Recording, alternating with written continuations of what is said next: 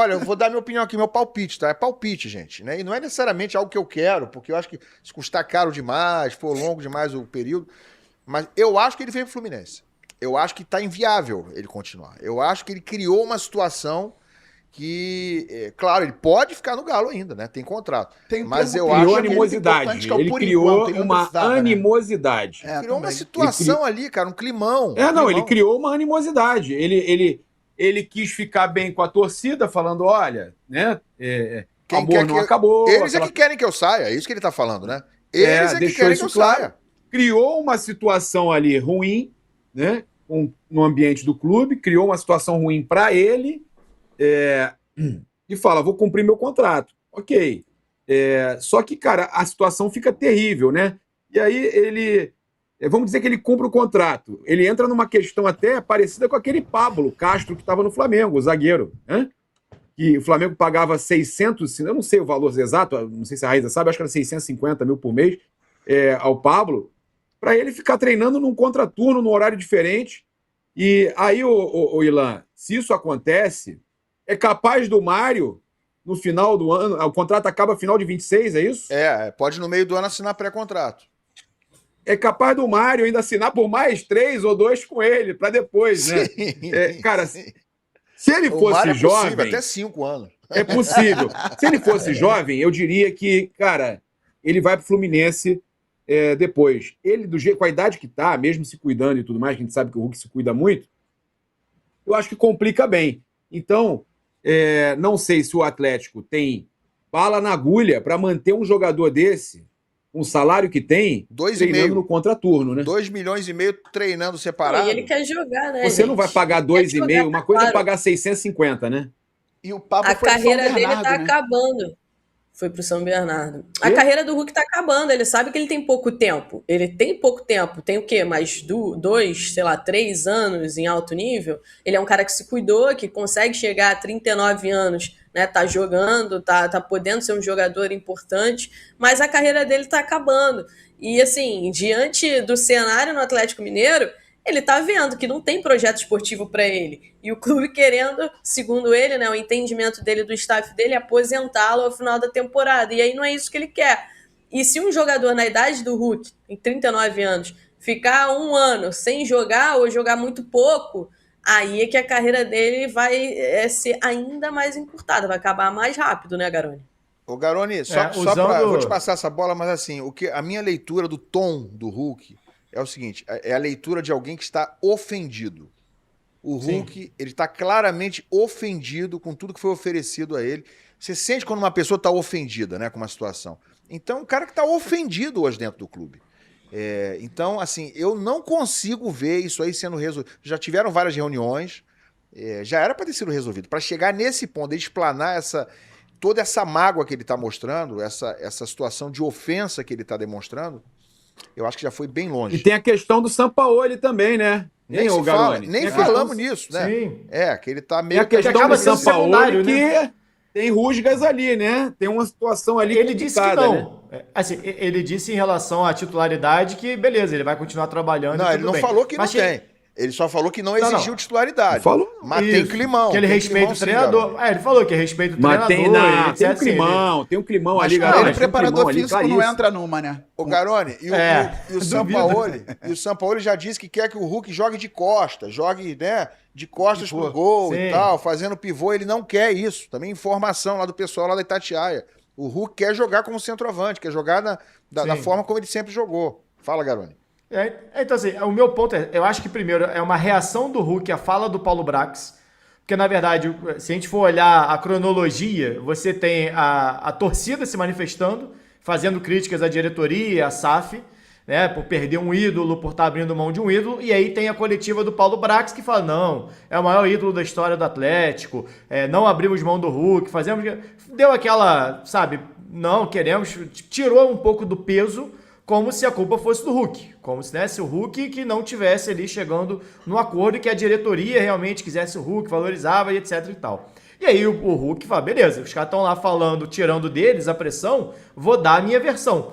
E aí parece aqueles programas, né, que tinha antigamente, entra na cabine, você troca a bicicleta por um chiclete, sim, troca lá, não. Enfim, mas com uma linha, pelo menos, de raciocínio ali. Eu acho que o Hulk foi até bem nessa, tá? Ele poderia dar uma coletiva, talvez não fosse explicar tão bem, e de maneira simples, sim ou não, ele pontuou várias dúvidas que existem. Né, e deixou muito claro muitas coisas que a gente nem sabia ou não tinha convicção, não tinha aquela certeza que estava acontecendo. Acho que o ponto é o seguinte, o Hulk queria ficar no Atlético, mas ele queria dentro de um modelo, dentro de um projeto que valorizasse ele. E de uma certa maneira eu até entendo o Atlético pensar numa redução salarial. Não dá, como a gente já debateu aqui em relação ao Fluminense, de você talvez não dar um contrato de 3 anos. Só que assim, eu ainda acho que para o Atlético, por ele ser um ídolo, faz muito mais sentido você abrir mão de algumas coisas, ceder um pouquinho mais, por ser um ídolo histórico do Atlético, do que o Fluminense fazer isso, por exemplo. Né? Então, assim, eu acho que ele tem um peso, um valor para o Atlético, como figura, como imagem, como ídolo, do que ele vai ter em qualquer outro clube que ele for posteriormente. Então, ele vale mais para o Atlético do que ele valeria para outro clube. Acho que talvez isso poderia pesar se o Hulk entendesse dessa maneira, e aí talvez é exatamente esse o ponto. Ele se sente desvalorizado no lugar onde ele acha, e eu acho que é mérito disso, que ele deveria ser mais valorizado pelo ídolo que é. Então, acho que esse é o ponto, assim, para mim que pesa, e aí usando a analogia da Raíza, para mim, nesse momento, os dois querem terminar, mas ninguém quer ver o outro namorando o outro. O Atlético não quer ver o Hulk vestindo outra camisa, e o Hulk talvez não queira perder a sua idolatria, né? O Atlético não quer perder um ídolo, e o Hulk não quer perder a idolatria que ele tem, não quer ver outro no lugar dele, e ele talvez perder um pouco, queimar essa imagem dele. Então, o que o Hulk tentou fazer, e naturalmente é natural que ele faça isso, ele não quer perder a idolatria. A resposta dele é muito mais para o torcedor. Olha, eu quero ficar, eu tenho, obviamente, os meus anseios, as minhas necessidades, as minhas convicções de quanto que eu tenho que receber, como é que tem que ser o projeto, e o Atlético não está querendo me dar isso. Assim, o Atlético pode não dar isso? É claro que pode, mas o Atlético não quer ser o responsável por perder esse ídolo. Não quer ver amanhã o Hulk vestindo outra camisa. E aí, por isso, eu acho que acaba tendo essa pressão por uma aposentadoria. Tipo, ó, a gente não quer contar com você, mas também não quer te ver em outro lugar. Então, assim, a gente vai terminar aqui nossa relação, mas você não pode namorar mais ninguém. Então, assim, é uma situação complicada. Né? E aí o Hulk quer, não, eu quero continuar jogando. Vocês vão me dar esse tempo de contrato? Vocês vão me valorizar? Não. Então fica numa sinuca de bico, que eu acho que é ruim para os dois, tá? Eu acho que é ruim para o Atlético, porque ele pode, a diretoria, no caso da diretoria, você tá queimando um ídolo com a torcida, e você pode ficar marcado por isso. Se o ano do Atlético não for bom, certamente vai ser cobrado. Viu, liberou o Hulk, etc e tal. E pro Hulk também pode ser ruim, porque se ele sair, indo bem ou mal, vai ter uma cobrança em cima dele. Se ele for mal, viu, saiu, quebrou a cara, não sei o que lá e tal, poderia ter ficado. Se ele for bem, vai ter aquele, perdeu a idolatria porque fez gol na gente, etc. Então, assim, eu acho que é ruim nesse momento pros dois lados. Assim, honestamente, olhando para a carreira do Hulk e para o Atlético, para mim o ideal seria uma reconciliação, um acordo, né? Um meio termo ali que fosse bom para todo mundo. Agora, eu não vejo com essas declarações clima para o Hulk permanecer. Mas a gente já falou também na temporada passada, onde chegou um momento no Flamengo onde parecia que o Pedro não teria clima. E chegou num acordo ali, se resolveu com o Felipe Luiz, mas são pessoas diferentes, momentos diferentes. Agora, será que o Paulo Brax tem peso dentro do Atlético para permanecer numa queda de braço com o Hulk? E aí sem brincadeira de queda de braço com o Hulk? Eu acho que o Hulk tem um peso muito maior. Então, acho que isso pode pesar, inclusive, para chegar no acordo. Eu não vejo Sampaoli, Hulk e Paulo Brax juntos no Atlético em 2026. E eu acho que assim, seria para o Atlético, principalmente, muito ruim perder exatamente um ídolo. Não só pela bola que joga o Hulk, mas pela figura que o Hulk tem para o Atlético. A questão aí, acho que o Hulk... E o ponto do Hulk... fala. Não, fala, rapidinho, só, Ilan, só para complementar o que o Garoni falou, o ponto do Hulk é muito mais em relação ao Sampaoli, é muito mais em relação sobre o campo. O Hulk quer jogar. E ele acha que com o Sampaoli ele não vai jogar. Porque, de fato, o Sampaoli não quer o Hulk no projeto esportivo dele. E aí é aquela questão, né? É um jogador que o treinador não quer no projeto esportivo, e aí é um jogador que é muito caro. Então, na teoria, se não fosse um ídolo, seria muito mais fácil você negociar, né? Seria muito mais fácil você colocar no mercado e negociar esse jogador, mas se trata de um ídolo, de um jogador muito importante que quer jogar, né? É isso, o Hulk quer jogar e ele acredita que com o São Paulo ele não vai jogar. E aí ele fala que vai trabalhar, vai buscar, né? Vai trabalhar para... Aí a questão que ele fala também, exigir titularidade? Não, vou trabalhar e etc. Mas a questão ela vai muito além de titularidade ou não. O Hulk quer, pelo menos, um lugar onde ele sabe opção, que se né? ele trabalhar, ele vai ter... se ele trabalhar, ele vai ter chance igualmente aos outros jogadores. O que no Atlético Mineiro, com o Jorge Sampaoli, isso claramente não vai acontecer. O Raiz é um contraste. No Galo, ele vai ter dificuldade absurda para ser titular.